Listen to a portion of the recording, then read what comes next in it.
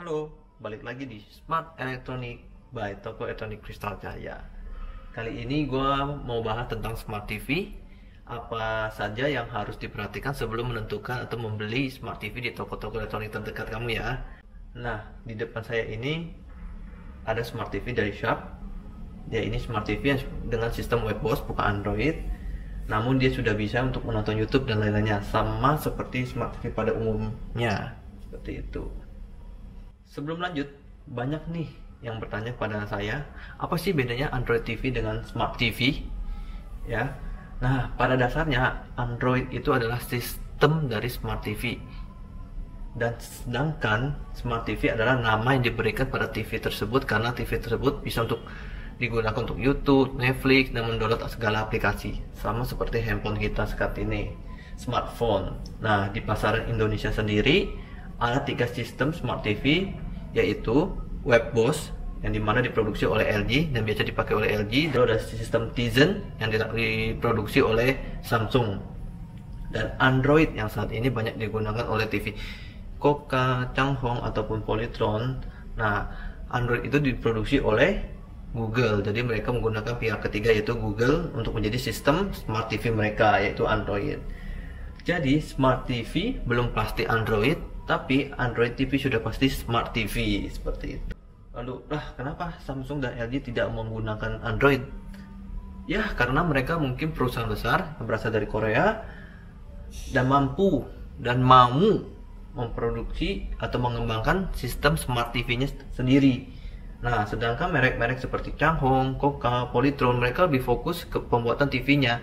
Lalu sistemnya ya mereka gunakan pihak ketiga dari Google, yang dimana memang Android ini sudah familiar di masyarakat karena masyarakat di Indonesia menggunakan smartphone rata-rata adalah dari sistem Android sendiri. Jadi di sistem Android sendiri sudah terhubung dengan Google Play Store dan lain-lain.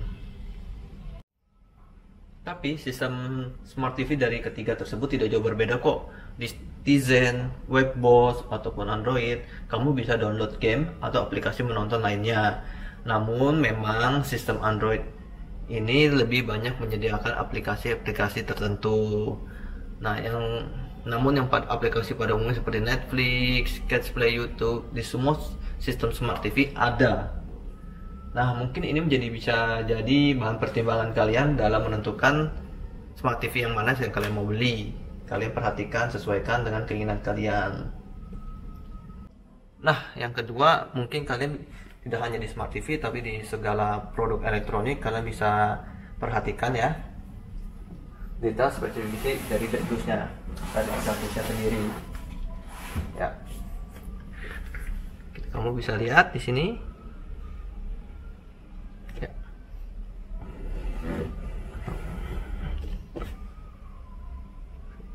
Kamu bisa lihat di sini tertulis tegangan TV di sini mulai dari 110 volt hingga 240 volt, yang berarti TV ini tetap bisa menyala seperti biasa ketika tegangannya sedang turun. Maksimum turun 110 volt dengan tegangan tingginya juga 240 volt. Kenapa penting ini perlu diperhatikan? Karena kita masih tahu tegangan suatu barang elektronik atau TV yang kita akan beli dan disesuaikan dengan keadaan tegangan di daerah kita, karena kita tahu di Indonesia tegangan sering naik turun, sehingga jika tegangan daerah kalian sering naik turun, ini berpotensi merusak produk-produk elektronik kamu, termasuk Smart TV kamu. Jadi bagaimana solusinya nih? Ya, mungkin kamu bisa memberi tambahan seperti stabilizernya, seperti itu. Nah, next yang perlu diperhatikan mungkin adalah ukuran TV yang kamu ingin beli. Terkadang keinginan kita tidak sesuai dengan ukuran ruangan di rumah kita. Jadi oleh karena itu mungkin lebih baiknya kamu mengukur ruangan kamu tersebut, kira-kira bakal cocok gak ruangan tersebut menggunakan TV 32 in atau 43 in atau yang lebih tinggi lagi atau yang lebih besar ya, maksud saya.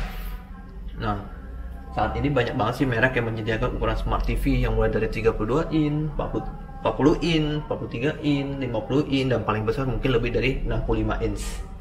Nah, lebih baik TV yang kamu beli itu menyesuaikan ruangan kalian. Mungkin ruangan tamu kalian atau kamar kalian. Itu kamu perlu perhatikan ya.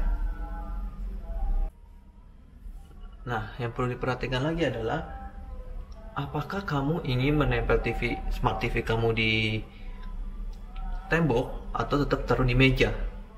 Itu tergantung kalian. Tapi kamu perlu ingat, untuk menempel di tembok kamu butuh bracket.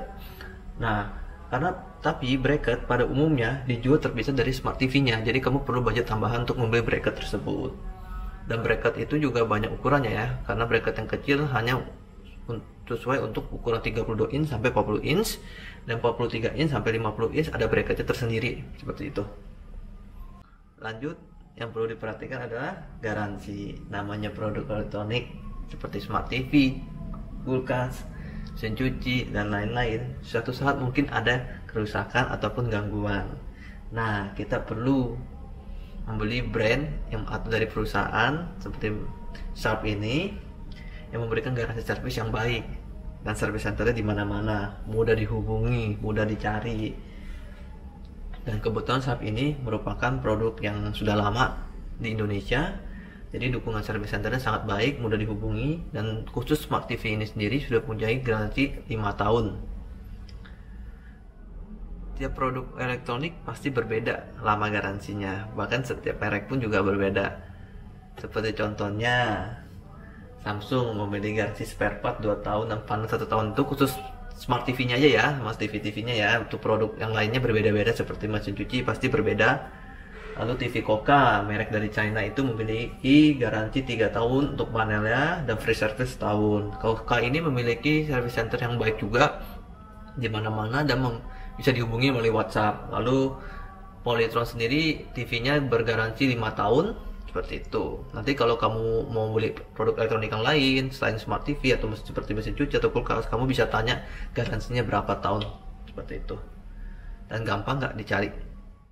Selanjutnya, hal yang perlu diperhatikan adalah kualitas gambar dari Smart TV tersebut. Banyak orang yang bertanya kepada saya, apakah saya perlu membeli TV berresolusi 4K? Sebelum saya menjawab, kebetulan Smart TV Sharp di depan kita ini gambarnya sudah HD, sudah bagus, cukup memanjakan mata jika kita ingin menonton YouTube, film, dan lain-lainnya. Untuk menjawab pertanyaan yang tadi, saya perlu jelaskan di sini.